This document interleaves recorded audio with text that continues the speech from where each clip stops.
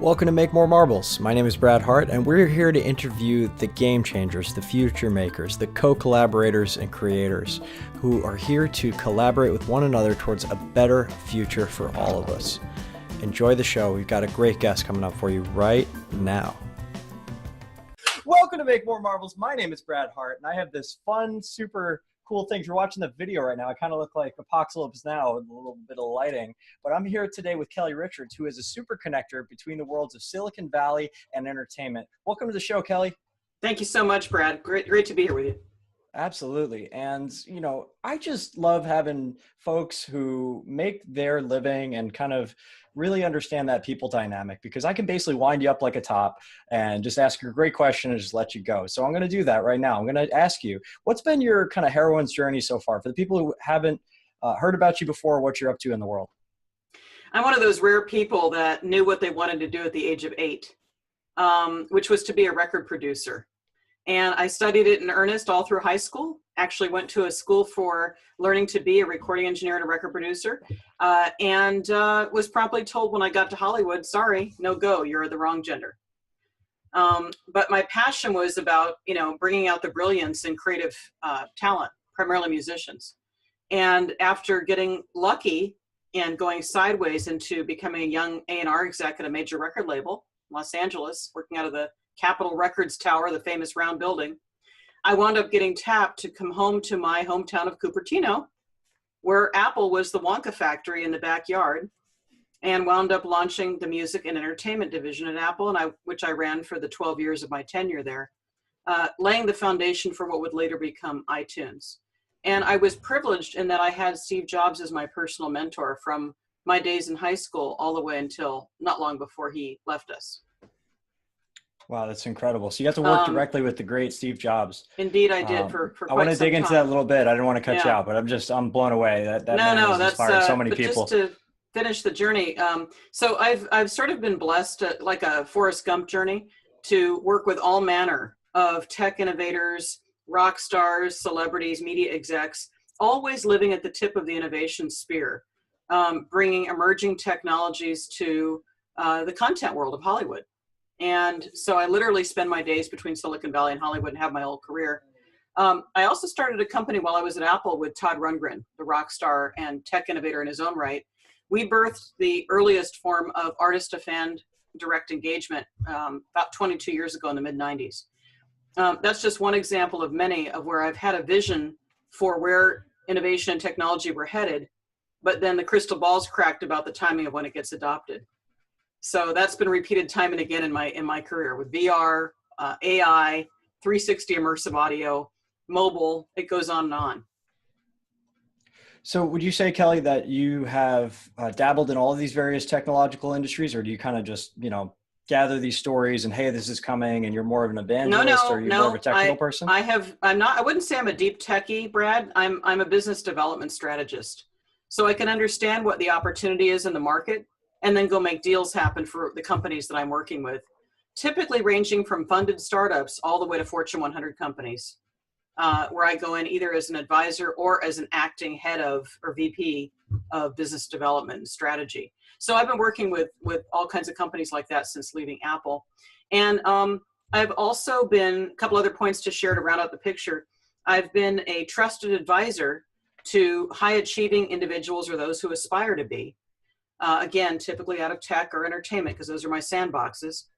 And what that means is when people they've just sold their company, or maybe they're Forbes 30 or 40 under 40 person, or somebody who's way at the other end of the spectrum, wildly successful at the apex of their career, but they're at an inflection point. They want to make a transition. They don't know what's next, or they might know what's next, and they need a navigator.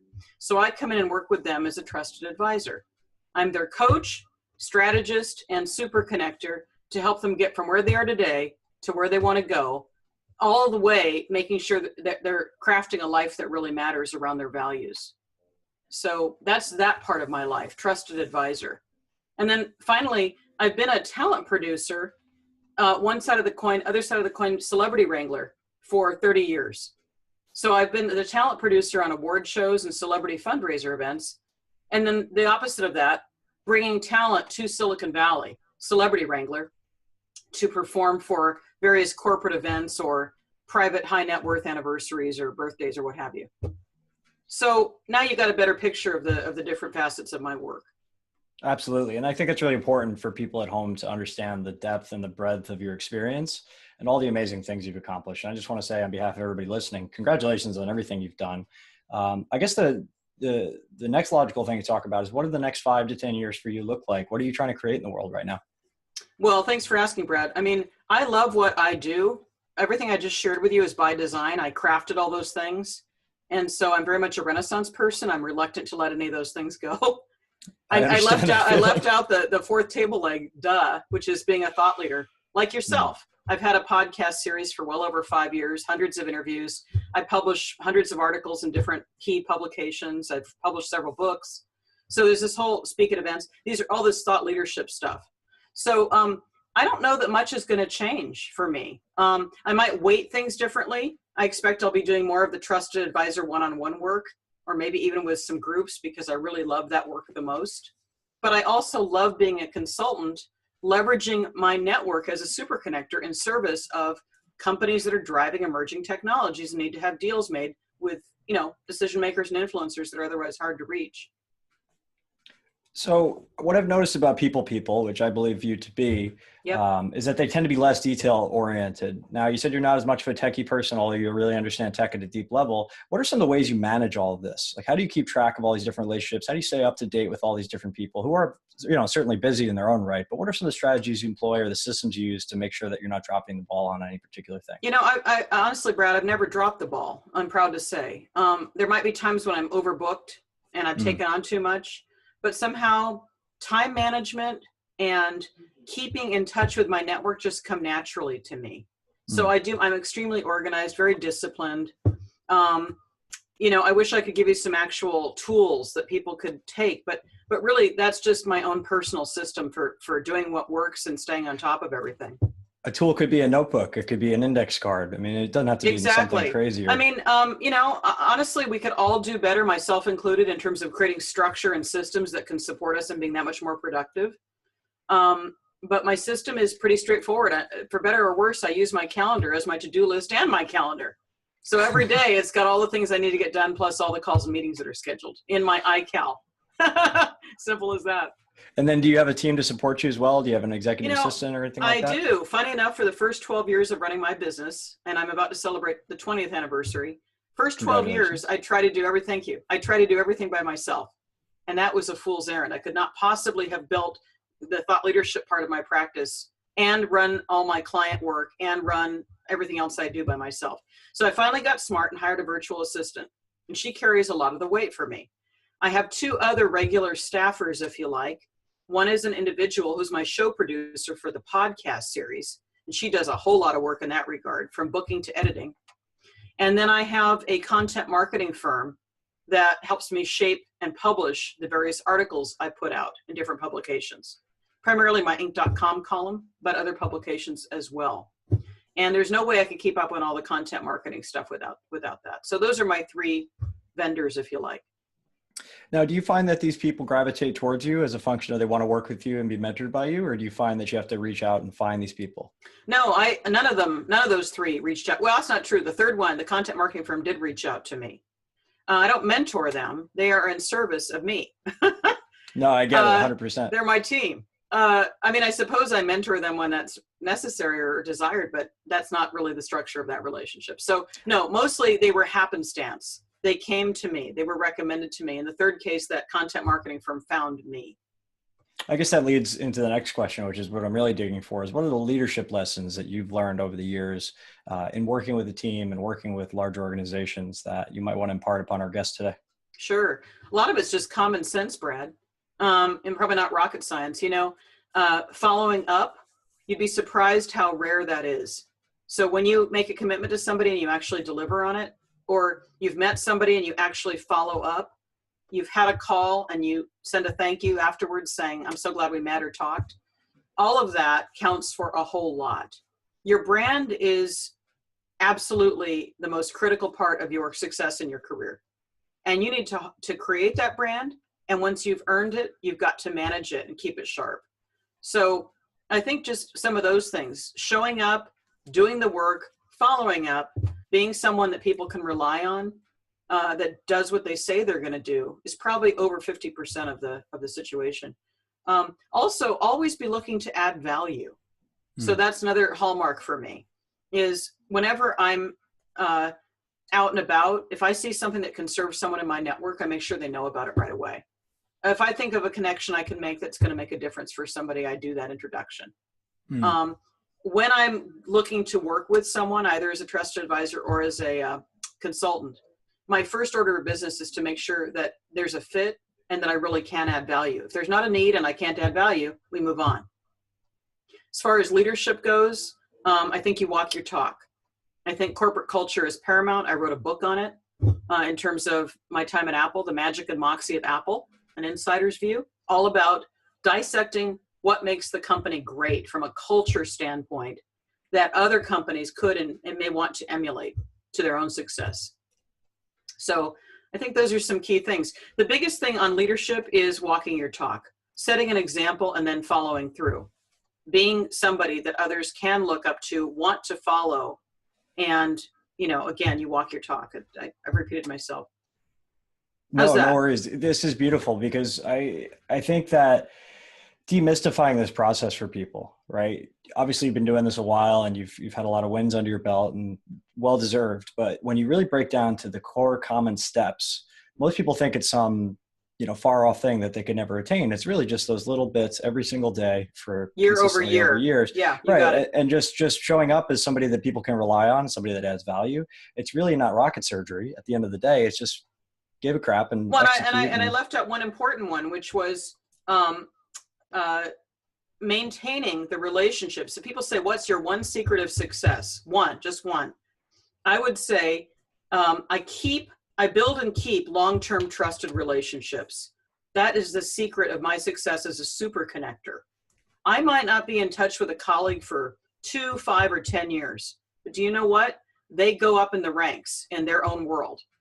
And there will be a time when I need to reach out to them where I'm bringing something of value to them and doing a service for a client at the same time. That's the power of having those deep relationships built. You don't need to be in touch with them all the time, just when you've got something relevant and of value to present to them. I love it. And Kelli, let's talk war stories. What are some of the most proud moments? What are some of the biggest failures? Because I believe truly that, you know, people will respect you for your successes, and certainly you've had a lot of those, but they'll love you for your failures because more people can relate to failure than they can to success. Well, I think there's a couple of failures. We've talked about some successes, so I don't mind talking about the failures, and I agree with you. You need to fail in order to thrive. I don't know anyone in my entire network, living or dead, who didn't fail multiple times, including the great and glorious Steve Jobs, who was, you know, obviously famously ousted out of his own company. But he came back even stronger, right? So I myself, I have worked with countless startups that I believed in, and I've been a part of many emerging technologies, all of which were too early. The startups wound up in the boneyard. The technologies, some are thankfully coming back at the right time in the market 20 years on. But I can't tell you how many times I've been a part of something that would be deemed a failure just because the timing was off in the market. Or a founder, an early stage founder, first time, got too arrogant and otherwise pushed investors away that showed up to write checks and imploded the company, right? Leaving Apple when I did, in hindsight, was probably not the smartest move. But what year was that? It was in the late 90s. Okay. Not long after Steve came back. And it wasn't really my choice. I was involved with a toxic boss and frankly was pushed out. But I kept running through the halls saying, music is the holy grail, music is the holy grail. Nobody wanted to embrace that at the time. And so, and how right you were. Oh my God. yeah. It was like Chicken Little, right? But unfortunately, that was not the focus of the company when they were trying to save their life, you know, with 1 quarter left of cash remaining in the bank. And Steve Did it really get that dire? Oh yeah. And Steve had just come back. Thank God, as I predicted he would. Again, nobody believed me. He's running 2 companies. Stop saying that. You know, he was running Pixar and Next, of course. But I believed he would return because it was his company to kill or keep. You know, he built it as his baby. and he would return, and he did, thank God. But I went out with the bathwater because of being in the wrong place at the wrong time. Steve did away, even if I had stayed, I would have been let go, because Steve did away with all areas of the company, products and markets that he would have deemed irrelevant at that time to save the company. So it was 5 years after I left before iTunes launched. What was I going to do for 5 years? So I went a mile down the road, started my own company, and kept my focus on music and entertainment converging with technology. And that's huge. So let's talk about today. And what do you see some of the bigger aspects of, like, what are you telling people? What kind of conversations are you having with people right now about what the future is going to look like in your industries and in the things that you're really excited about? What are you most excited about, I guess, is coming? Well, I'm most excited about the fact that I get to create my world and be of service and add value to my clients. Whether it is working with someone and helping them shape what's next as a trusted advisor, helping them create a life that matters to them. That is extremely fulfilling, as you can imagine. Or whether it's being at the tip of the spear of a technology that it has game-changing consequences. For example, and again, these are technologies I saw coming 20 years ago, but the timing was off. I'm very involved with virtual reality and augmented reality right now, VR, AR, and also artificial intelligence, especially with regard to music, and also content protection for all types of content, primarily music, film, and TV.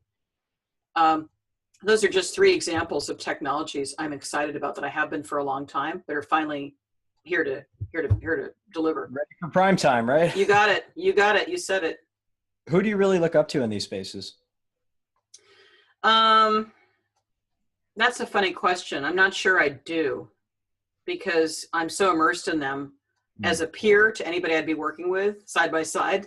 I don't really put people on a pedestal. No, I get that. So I'm not sure I can actually name people I look up to in that regard. Right. Unfortunately, most of the people I did look up to have passed on.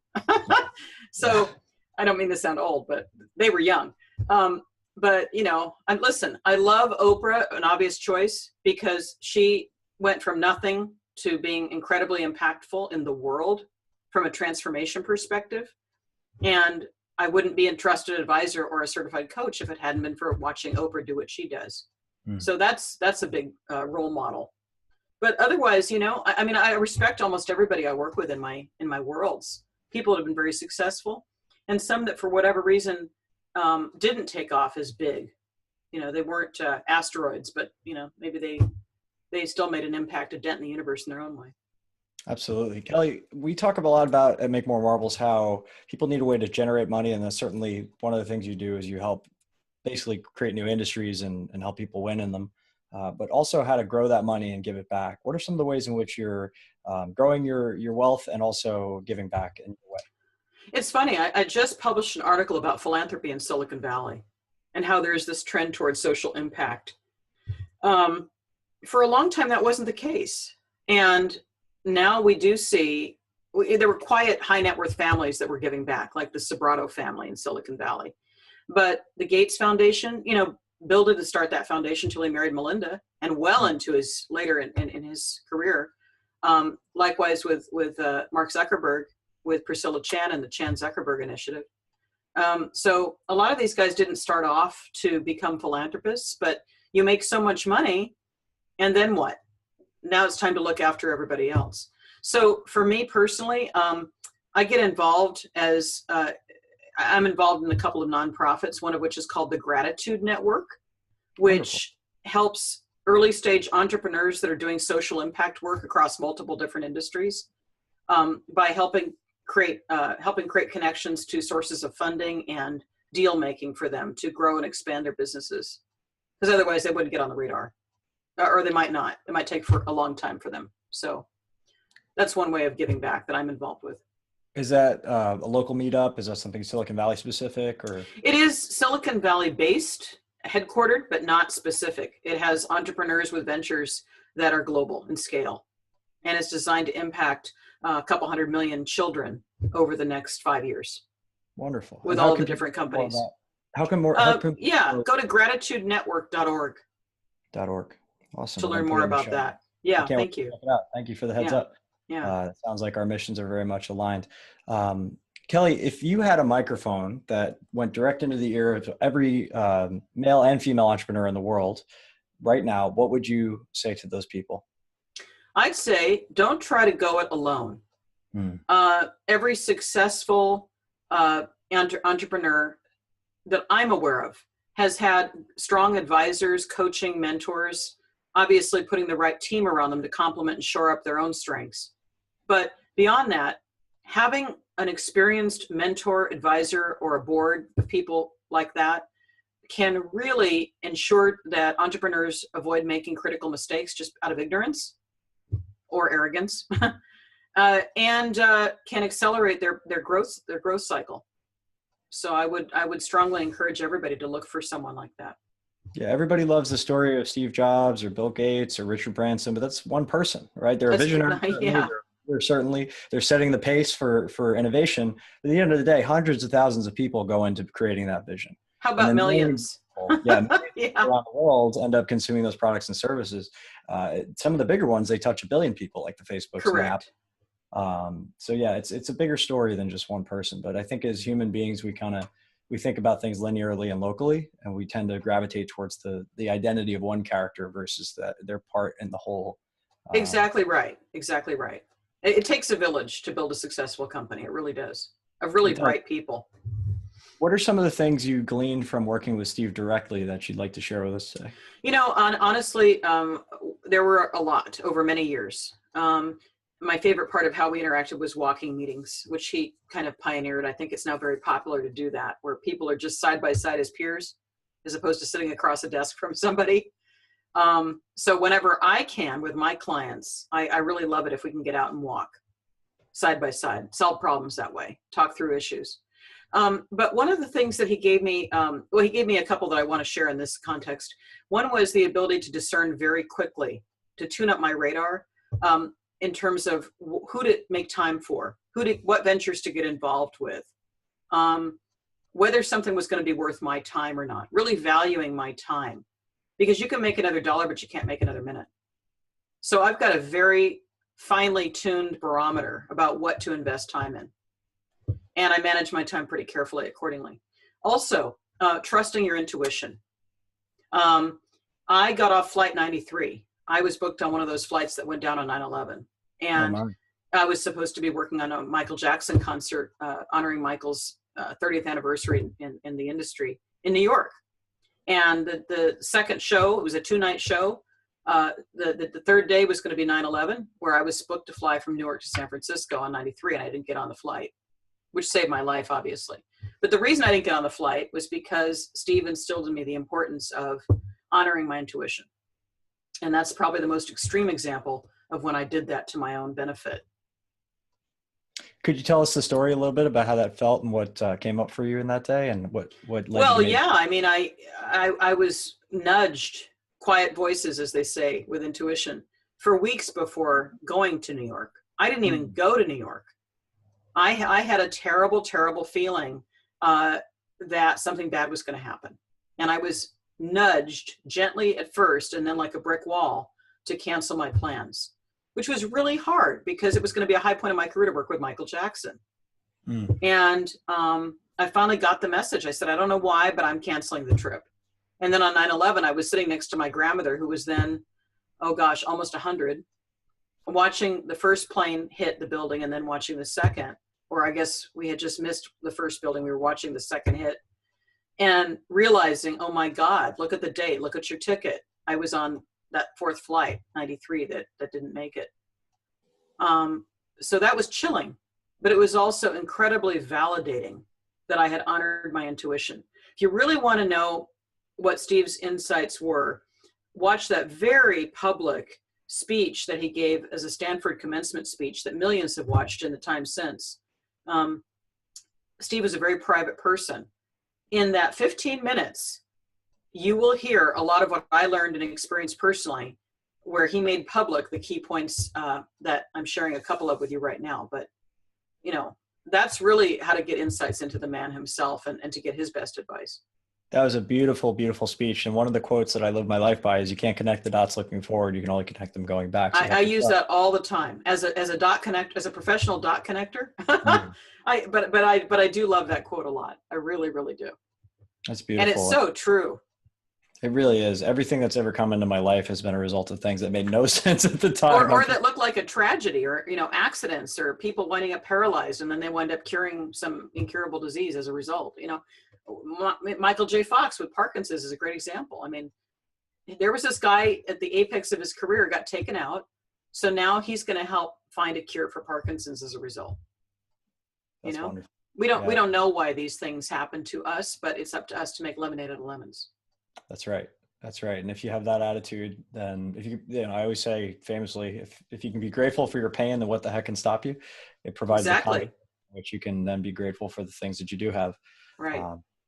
One of the things that people say a lot, and you've made a lot of very successful people in your life, is don't meet your heroes. You might be disappointed. Who are some of the people that you were really just blown away by how genuine they were behind the persona? Well, Michael Jackson's a great example of that. I mean, if you ever had a chance to sit with him, you would get to experience that firsthand. Very shy, very introverted, but very kind and easy to talk with.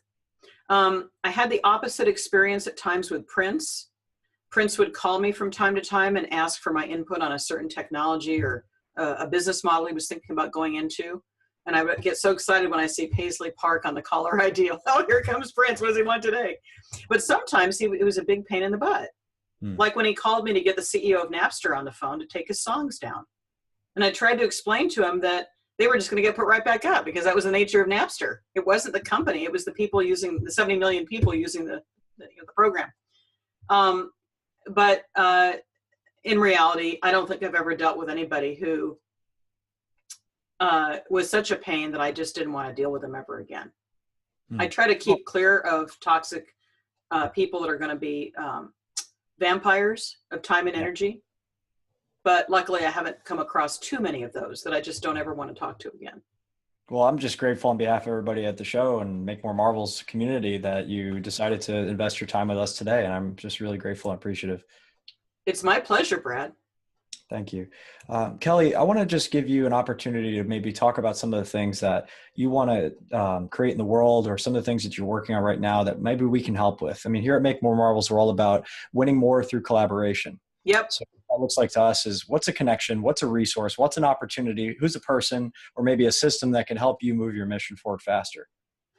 Well, I'm always looking for better tools for time management and to optimize productivity. There's no doubt about that. But honestly, the very best thing you can do, Brad, or anybody listening or watching this, my success and my ability to make a difference in the world is all referral based. So if there's somebody out there listening where I can add value to your company and help you support the right strategy for your growth and accelerate your success as a company in my role as a consultant, I'd love to talk with you. If by the same token, you're an individual who is already a high achiever or aspires to become one and would like support one-on-one in kind of talking through what's going on in your world, what comes next, what you'd like to make happen, that's my role as a trusted advisor. Referrals in both cases are very welcome. Also, if you have a budget and you want to engage celebrities or artists to perform at a company function or a private event, I'm probably the best person to reach out to. That's why I call my company the All Access Group. I love it. And how would people reach out if they had a referral or they needed? Just contact me, send an email to, I've got two websites, kellirichards.com, Kelli with an I, is my trusted advisor site. The All Access Group, or allaccessgroup.com, is my consulting site. And if you want to reach out to me for any reason, just send an email to info@allaccessgroup.com. Done. Absolutely. And I'm sure people will be reaching out. Kelli, let me ask you a question. What are some of the craziest stories from all your time working with celebrities in Hollywood? Just let's have some fun here. What are your favorites? Oh boy, you picked the wrong person to tell stories. I'm known to keep my mouth shut. That's another hallmark of success. There you go. There's another hallmark of success then. Honestly, I don't talk stories. There's some funny stuff.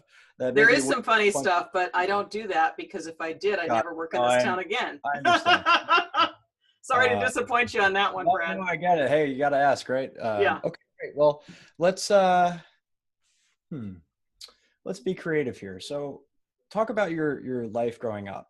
Talk about your home life and what. Well, oddly enough, that's a funny story because Cupertino, where Apple is headquartered, is my hometown. Yeah. So I literally grew up among orchards, cherries, apricots, plums, peaches. I literally picked apricots to lay out on trays to dry as a summer job, where I later worked in a building, an Apple building on the same ground. Now, if that's not the definition of roots, I'm not sure what is. That's beautiful. I'm not sure why I'm still here, because I've tried to move away several times, but I'm in the heart of innovation here in Silicon Valley. I'm still within a mile of the 2 campuses at Apple. I'm just like, I can't seem to escape the gravity pull of the mothership. I don't know why that's true.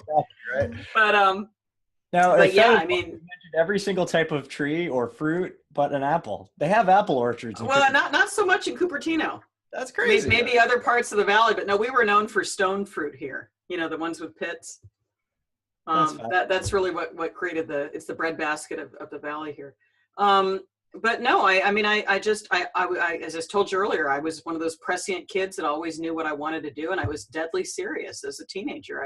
I probably could have had more fun, but I was fiercely focused on music and technology, and that's really become a touchstone, a through line throughout my whole career, as well as making a difference in people's lives before I knew what coaching was. You know, just being a good listener. What would be your most unpopular opinion if somebody were to ask you, and like, what's the most contradictory thing that you have to say to the world? Well, I'm not the biggest Trump fan, but that's not going to be too exciting. It's not a shocker. Because, no. You know, I've always been a contrarian. That, again, is a through line. I've always gone left when others have gone right. I've always taken the road less traveled. I mean, you know, you heard me tell the story at my own peril about seeing the vision for music at Apple and being told you're crazy. We're not going to focus on that. Or, you know, working with Todd in the mid 90s on direct to fan. What do you mean artists are going direct to fan? What do you mean they're not going to use record labels?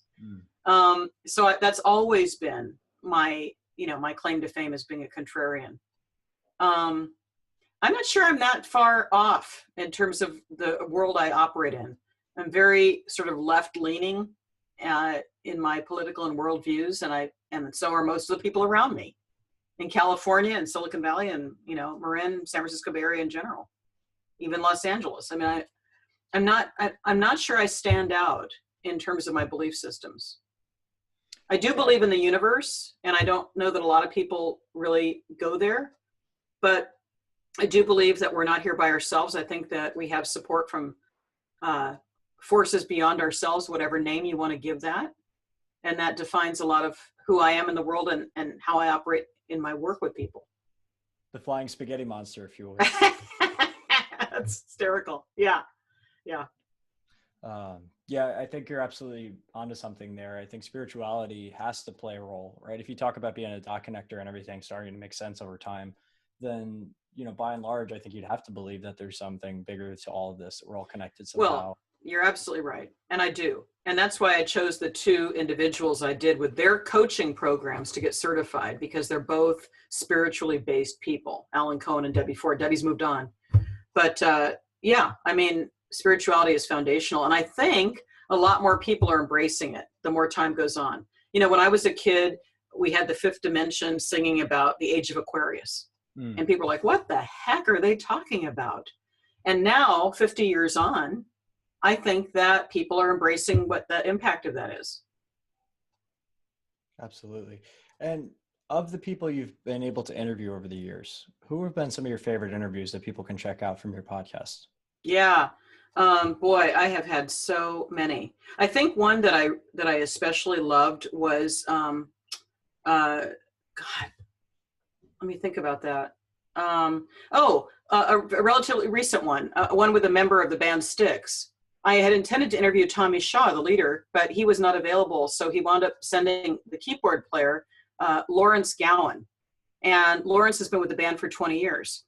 We had more fun on that interview than a barrel of monkeys. I mean, we talked about everything. The guy's incredibly sharp, smart, funny, intellectual. And we really talked about all manner of things. That's a really fun interview. Also, I just recently interviewed Todd Rundgren, my longtime collaborator, who should have been like in the first 10 interviews, but instead it was like number 500. If you listen to one of a couple of interviews with Ty Roberts, one of my very best friends, another fellow music tech, digital music pioneer, those are fabulous and fun. So there's just a couple of starters to tease out. I love it. Yeah. And yeah. If you wanted to find your podcast, where it's on iTunes. Yeah, it's called All Access Radio, and you find it on iTunes, or the episodes are also sourced in an archive at allaccessgroup.com under resources. Now, I know that you don't have any trouble connecting to people, but if there was one person that you'd really love to get to that you could connect to, who would it be? You know, again, I hate to sound like a boring, broken record, but probably the one person that's alive that I have not had the fortune of spending time with, who I know I would love to, is Oprah. Okay. And it's not because she's who she is and I put her on a pedestal, because I don't. I honestly think we'd have a peer-to-peer conversation, probably cook a meal together, because we share a lot of the same worldview. And I just think we'd have a ball. We have so much in common. If anybody's listening and knows Oprah, give her a note. But honestly, there aren't too many other people that I have not actually connected with that I have wanted to. Many musicians have passed on in the last 5-6 years that I have had the good fortune of either working with or interviewing or spending time with in one form or fashion. I was just thinking about David Cassidy last week. He passed away now 2 weeks ago, right before Thanksgiving. And I had the biggest crush on that guy when I was a little kid in the Partridge Family, you know. And in my role as a talent producer, booking presenters and performers for award shows over the years, which I've done for like 3 decades, I booked a lot of my heroes just so I could have a chance to hang out and spend time with them. And he was one, you know, and I'm really glad I did, because a lot of them have moved on. I want to get you connected with some people you may not know who are also super connectors, if that's okay. I would welcome that. You bet. Yeah. Come on, super connectors love to connect with super connectors. I didn't even know it was a term. People have to call you one, by the way. It's awfully arrogant to call yourself one. So if somebody hadn't called me one, I wouldn't use that label myself. But yeah, they're out there now. It's a thing. And I've met several of them. In fact, I even got interviewed on a Super Connector podcast. I haven't heard of that one yet. There is one. Who's the host of that? I cannot recall her name. It was about a year ago, and she was in Australia. I'd have to look it up, but it was kind of funny. Yeah, it's funny. Like the people all go to network and they do it very inefficiently. I always tell people, use the hub and spoke, right? Find the hubs in any community or any industry or any vertical you're looking for, you know, like yourself, Kelli, that would know, you know, that meeting between entertainment and Silicon Valley. Yeah. For example, or Dave Meltzer is another great example. Somebody who's really great in sports and philanthropy. You know, there's so many others, but like Keith Ferrazzi is another example. Exactly. Yeah. If you want to just meet, you know, because then you can manage 5 or 10 relationships in each industry and not 500 in each industry. And by the way, that Keith Ferrazzi, what a great guy in terms of coming up with that notion of never eating lunch alone. You know, I don't know why people are so afraid of approaching a stranger somewhere. If you don't want to sit alone, look for somebody interesting and see if you can't strike up a conversation. You never know where that could lead. I can't tell you how many happy accidents I've had on airplanes doing that. And I've written an article about that, which is archived somewhere. But just happy accidents on planes where you wind up connecting with someone that's 1 degree of separation from somebody you want to meet, or they become a client, or they refer you to somebody else. It's happened time and again, just by opening your mouth and not hiding behind your book or whatever you're watching on your iPhone or your iPad. We had a great guest on named Zachary Hall. He's a younger guy, but he wrote a book called Never Sleep on Planes. There you go. Very much that message. And I recommend it listening. Check out that interview. Zach's a lot of fun, high energy. He's actually a mascot for a popular sports team. I won't tell you which one, but. Well, Brad, I'm curious to ask you a question. How can I best support you and your listeners or viewers? Well, that's a great question. And Kelli, actually, believe it or not, I set out to do this as Make More Marbles came out of this concept. I used to work in real estate and finance, which are both very zero-sum game industries, right? Somebody wins, There's only so much room in every deal or every trade or every investment. And what I was thinking one day was, hey, why don't we just stop being the hungry hippos and grab for all the marbles and instead try to make more marbles? Right. And this message of collaboration amongst entrepreneurs, investors, and philanthropists has been kind of my life's work ever since. And I run other companies as well, but this is, certainly the most public facing. And what really has stood out to me was this goal of like, okay, can we reach 1 million people? And I'm proud to say that we've actually done that. Like over 1 million people have Congratulations. Thank wow. you. And now I guess the next phase or iteration of the company is like building that back end business model, which has been a fun leadership challenge to grow it. And we do the master mentorship portion, which is, as you said earlier, is the number one thing. If I had to throw every, tools but 2 away, it would be masterminding and mentorship. And it's a fun alliteration. Make more marbles, masterminding and mentorship. Love it. Messaging. Yeah. So there you go. But if I were to try to get to the next level, I mean, I've been published in Forbes now a bunch of times. We're talking entrepreneur. We just got approved for Thrive Global and HuffPo. Brilliant. I think more like that, like Entrepreneur Inc. I've met a lot of the people, but it just hasn't quite clicked yet, or we haven't quite found the niche or the hole that we can fill. Kind of building out your brand more, huh?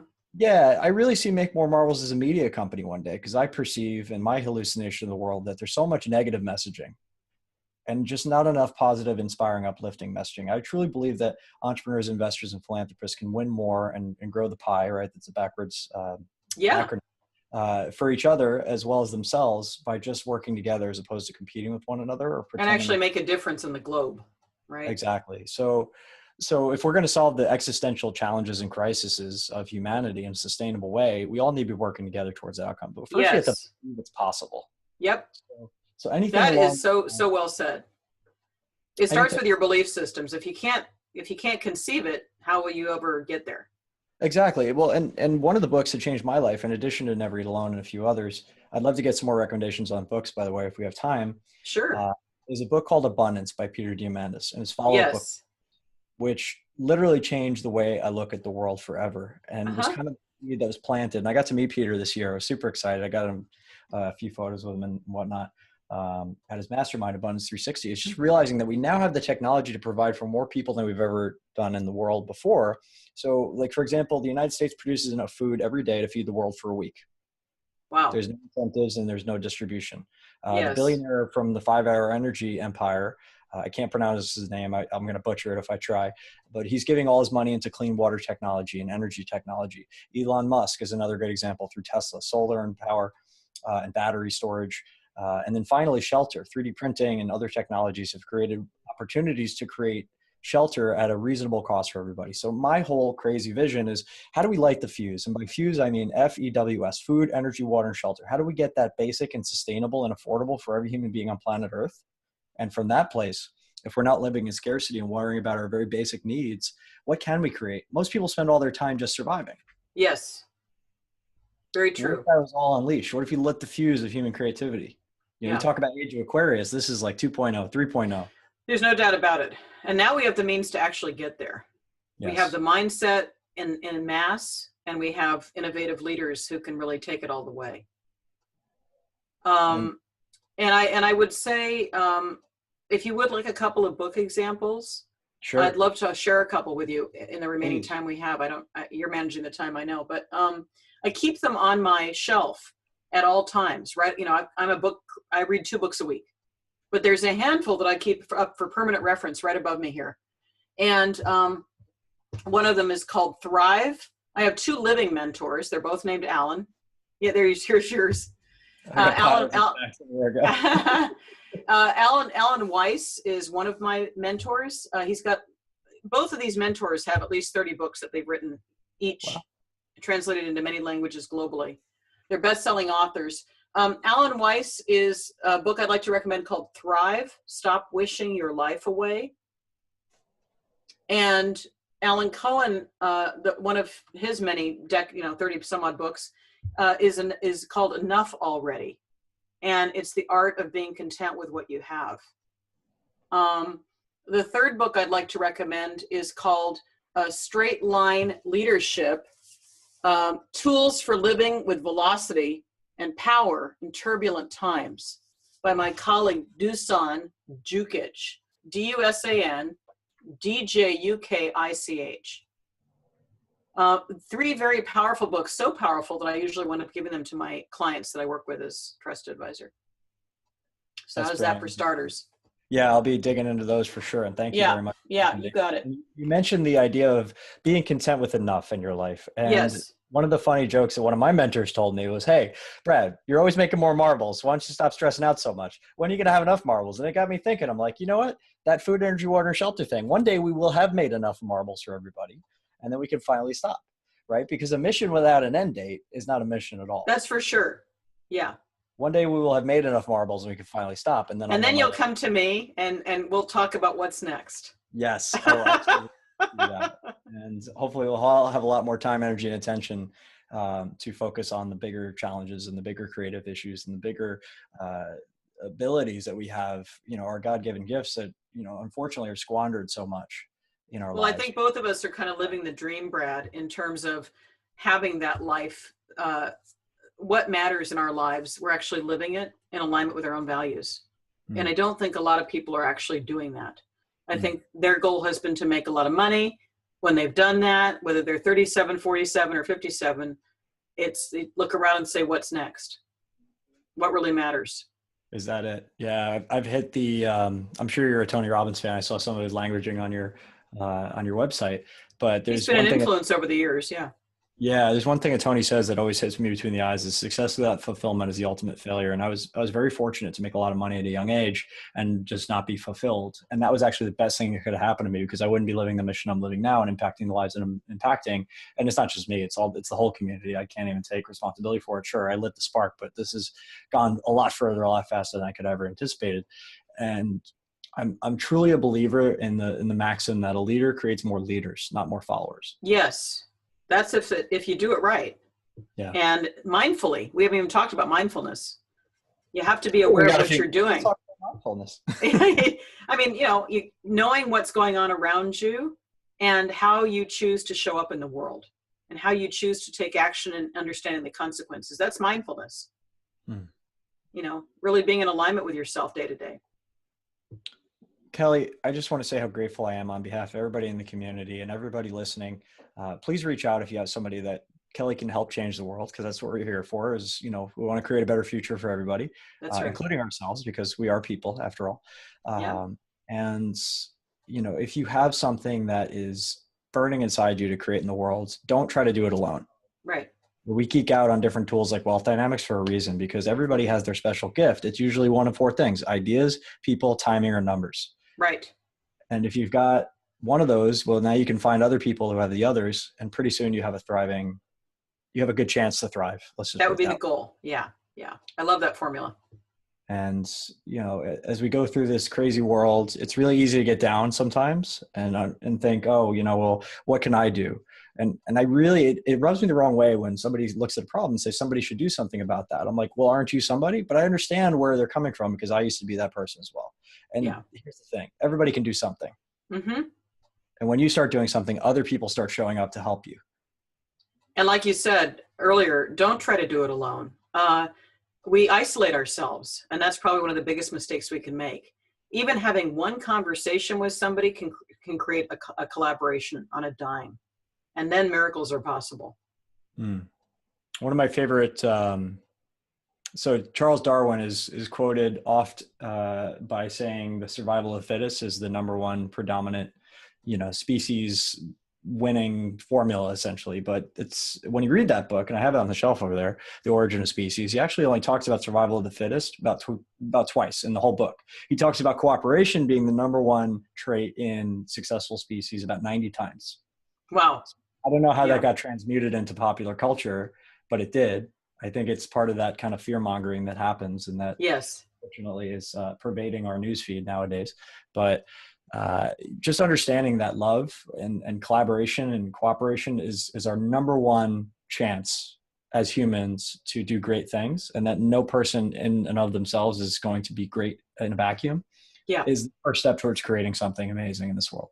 Agreed. And while you're at it, be respectful of other people. Absolutely. Well, Kelli, thank you so much for being on the show. I'm going to just wind it down here. Do you have anything parting words to say? I just want to thank you, Brad, for having me on the show. Truly, I've enjoyed our time together, and to honor the people that you're serving with Make More Marbles, all your listeners and viewers and the people that collectively we're all going to serve to everybody's advantage. Thank you, Kelly. And thank you so much for being on the show. On behalf of everybody on the Make More Marbles podcast, thank you. Thanks so much for listening to the Make More Marbles podcast. For more tips, hacks, and strategies to create an amazing, abundant life in your health, wealth, and relationships, whatever that means to you, head on over to makemoremarbles.com. Check out our cool explainer video about what we're about and join our community of entrepreneurial game changers. We want to help you level up your life in every possible way. And don't forget to subscribe to us on iTunes, Stitcher, or Google Play, wherever you listen to your podcasts, and please do leave a review. Thank you so much, and we'll see you on the next podcast.